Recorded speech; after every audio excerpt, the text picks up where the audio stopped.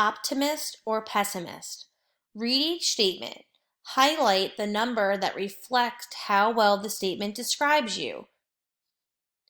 Number 1, things usually turn out for the best for me. And whichever number you feel relates to you, you're going to highlight it and click the little highlight icon and move on to the next question.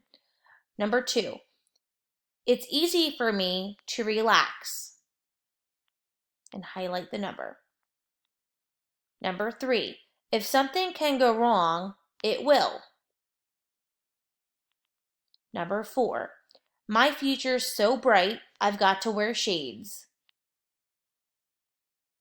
Number 5, I enjoy my friends a lot. Number 6, I always keep busy.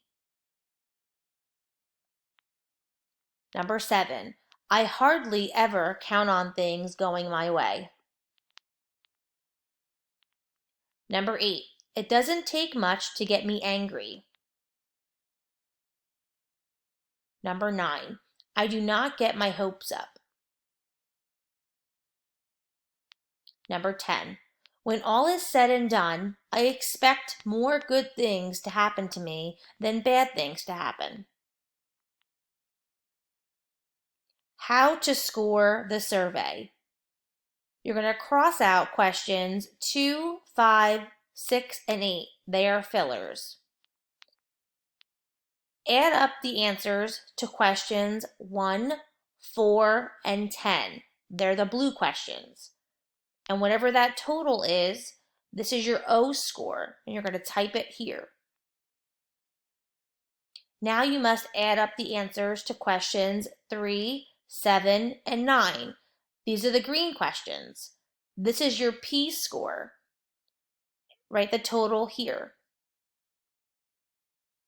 Subtract your P score from your O score.